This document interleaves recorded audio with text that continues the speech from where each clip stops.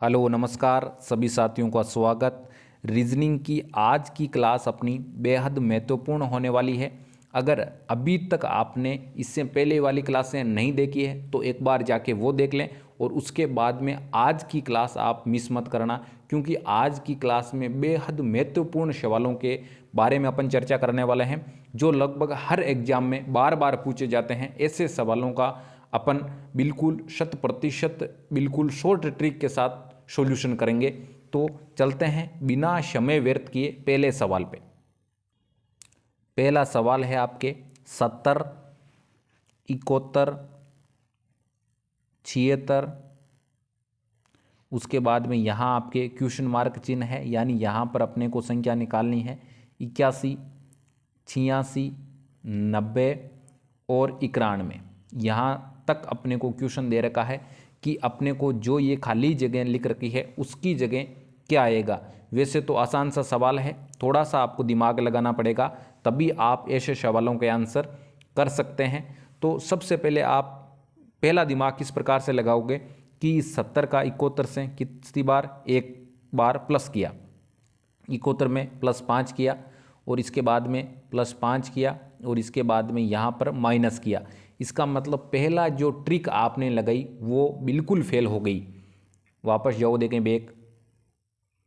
उसके बाद में देखें दूसरी लगाओ, कितने +6 किए, उसके बाद में आगे वापस 5 हो रहे हैं, 6 हो ही नहीं रहे, तो इसका मतलब दूसरी ट्रिक भी आपकी क्या हो गई, फेल हो गई। इसके बाद में तीसरी ट्रिक करते हैं कि अपन 71 यानी 70 में तीसरी संख्या निकालनी है, अपने को पता नहीं है 71 में अपन कितने जोड़ें तो 81 आते हैं भाई, 10 ऐड करें तो, यानी 71 में अपन 10 ऐड करें तो कितने आ जाते हैं भाई, 81 आ जाते हैं। उसी प्रकार से 76 में अपन कितने ऐड करें तो आपके 86 आते हैं, 10 ऐड करें तो बिल्कुल दोनों जगह सेम संख्याएं आ रही है, तो इसका मतलब ये अपने आंसर हो सकता है।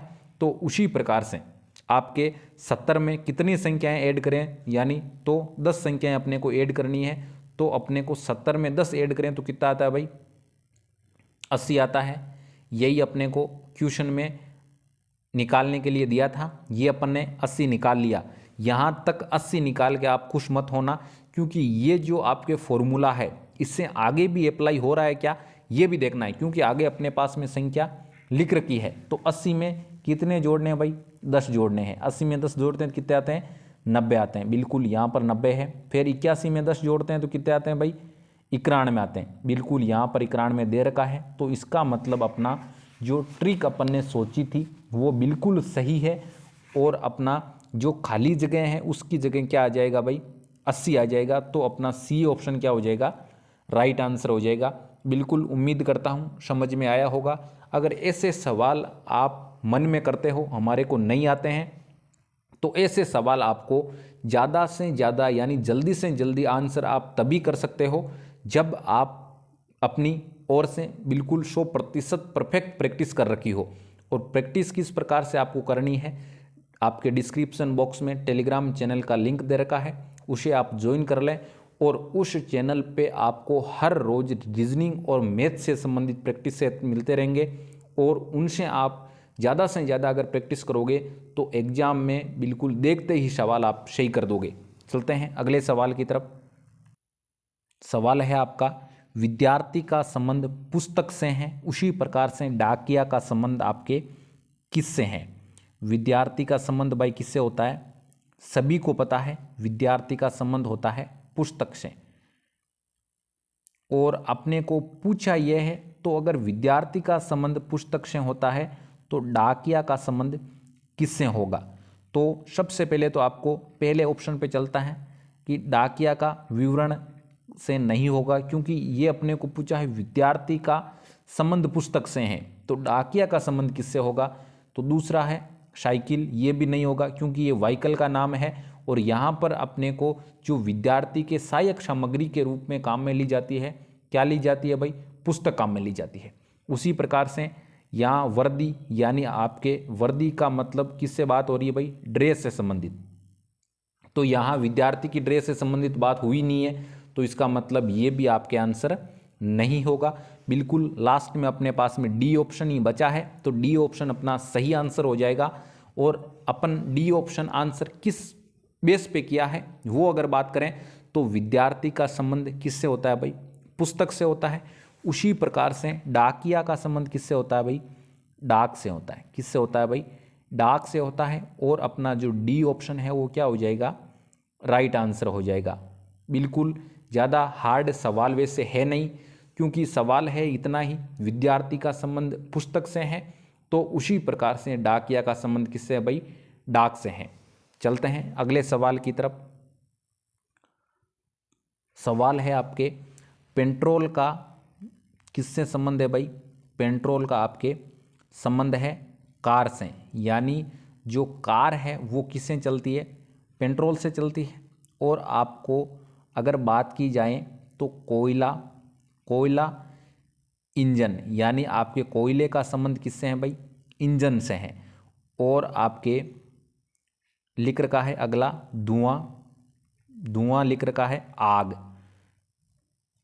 और उसके बाद में तेल से क्या जलाया जाता है भाई, दीपक जलाया जाता है। क्या जलाया जाता है, दीपक किससे जलाया जाता है, तेल से जलाया जाता है। तो आपके अगर बात की जाए तो कार किससे चलती है भाई, पेट्रोल से चलती है, यानी कार आपकी किससे चलती है, पेट्रोल से चलती है।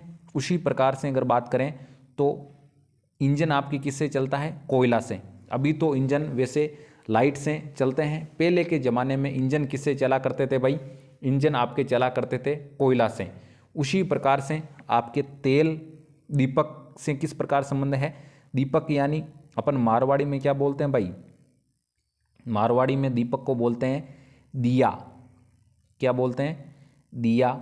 सभी जानते हैं जो लोग दीपावली मनाते हैं, क्यों दीपावली के दिन अपन क्या लगाते हैं भाई, दिया लगाते हैं।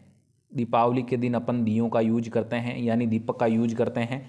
यानी जो दीपक है वो किससे जलता है, तेल से जलता है। तो अगर बिन की यानी इन आपके चारों ऑप्शन में अगर अलग की बात करें तो वह कौन सा है, वह आपके धुआं आग, ये आपके जो सी ऑप्शन है वो अलग है। तो इसका मतलब आपके क्या आंसर हो जाएगा, सी आंसर हो जाएगा। वो किस प्रकार से होगा साथियों बता दूं, धुआं किससे निकलता है भाई, आग से निकलता है। धुआं किससे निकलता है, आग से निकलता है। तो अपना सी ऑप्शन क्या हो जाएगा, सी ऑप्शन अपना राइट आंसर हो जाएगा। उम्मीद करता हूँ समझ में आया होगा। अगर नहीं समझ में आया है तो वीडियो को एक बार पॉज करके देख लीजिए ताकि आपको आसानी से समझ में आ जाए। चलते हैं अगले सवाल की तरफ। सवाल है अपना, नीचे दिए गए विकल्पों में से बेमेल यानी आपके अलग, अपने को पूछा है कि जो नीचे ए बी सी डी जो दे रखे हैं ऑप्शन, उसमें से अलग विकल्प कौन सा है, यानी जो चार ऑप्शन है उनमें से भिन्न कौन सा है। तो सबसे पहले अगर पहले की बात करें तो पहले में जो आपके डायग्राम है उसमें इस प्रकार सी लकीर है, उसके बाद में दूसरे में भी सेम है, यानी पहला और दूसरा तो लगभग क्या है, समान है, लगभग सेम है। तो अगर तीसरे से बात करें तो तीसरा अलग है, और चौथे की अगर बात करें तो अलग है। अपने को आंसर किस प्रकार से देना है बिल्कुल पता ही नहीं है अपने को, लेकिन आप एक चीज़ दिमाग में थोड़ा सा दौड़ाओ कि जो अपना ए बी सी तीनों के तीनों ऑप्शन है वो अलग है और डी आपके अलग है। डी किस प्रकार से अलग है अभी बताता हूँ। जो डी ऑप्शन है वो इस प्रकार से आपके डायग्राम बनाया हुआ है, थोड़ा सा दिमाग लगाओ देखें। जो डी के चारों कोण हैं वो क्या है भाई, समकोण है। यानी जो डी ऑप्शन में दे रखा है उसमें क्या है, चारों कोण समकोण है, चारों कोण समकोण है।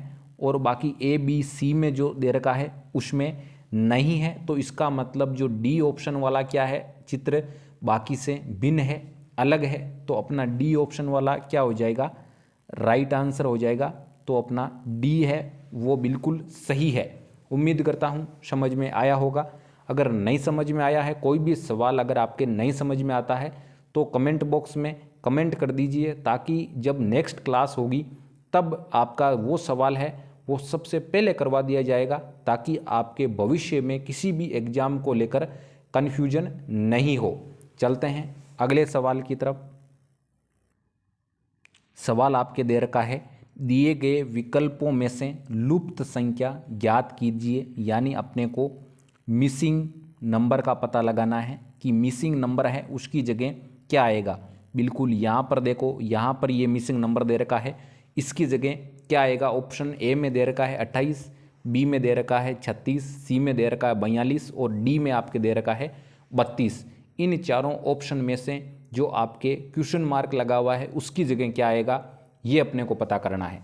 तो सबसे पहले तो इन आपस में इनमें संबंध अपने को पता करना है कि संबंध क्या है। अगर बात करें 16 16 16 2 32 16 तिया कितने होते हैं भाई, बिल्कुल आपके 48 होते हैं, बिल्कुल सही है। उसी प्रकार से बात करते हैं 13 के 13 13 दूँ 26 13 तिया 39, यानी आपके जो 16 का है पाड़ा, 16 को 2 से गुणा किया कितना आया भाई 32, और उसी प्रकार से 16 को 3 से गुणा किया कितना आते हैं भाई 48 आते हैं। आपको सभी को पता है। अब अगर बात करें तो आपके आगे तो 12 24 और क्वेश्चन मार्क है 13 13, उसके बाद में 26 9 3 39 13 13 13 दूँ 28 13 तिया 39। एक तो इस प्रकार से अपन कर सकते हैं, और दूसरा तरीका भी आपको बताऊंगा बिल्कुल। अगर 12 1 12 12 दूँ 24 12 तिया 36, तो अपना 36 क्या आ जाएगा, सही आंसर आ जाएगा। किस ऑप्शन में दे रखा है, बी ऑप्शन में दे रखा है। एक तो इस प्रकार से कर सकते हैं गुणा करके, यानी 13 का पाड़ा 12 का पाड़ा और 16 का पाड़ा बोल के। और दूसरी अगर आपने ये ट्रिक भी लगाई है 16 प्लस 32 कितने होते हैं भाई 48 होते हैं, तो पहले में लिख रखा है 12 प्लस 24 कितने होते हैं भाई 36 होते हैं। और इसी प्रकार से 13 प्लस 26 कितने होते हैं भाई 39 होते हैं। तो अपना इस प्रकार से भी कौन सा सही आंसर होगा, 36 ही सही आंसर होगा। बिल्कुल उम्मीद करता हूँ समझ में आया होगा। अगर नहीं समझ में आया है तो बिल्कुल चिंता करने की बात ही नहीं है, वापस एक बार वीडियो को पॉज करके देख लें तो आपको उम्मीद के साथ समझ में आ जाएगा। और छोटी सी आपसे भी आशा रहती है और छोटी सी रिक्वेस्ट भी मान लो, रिक्वेस्ट रहती है कि इस वीडियो को आप लाइक करें, इस चैनल को सब्सक्राइब कर दें और इस वीडियो को जितना हो सके उतना अपने फ्रेंड्स के साथ शेयर ज़रूर करें।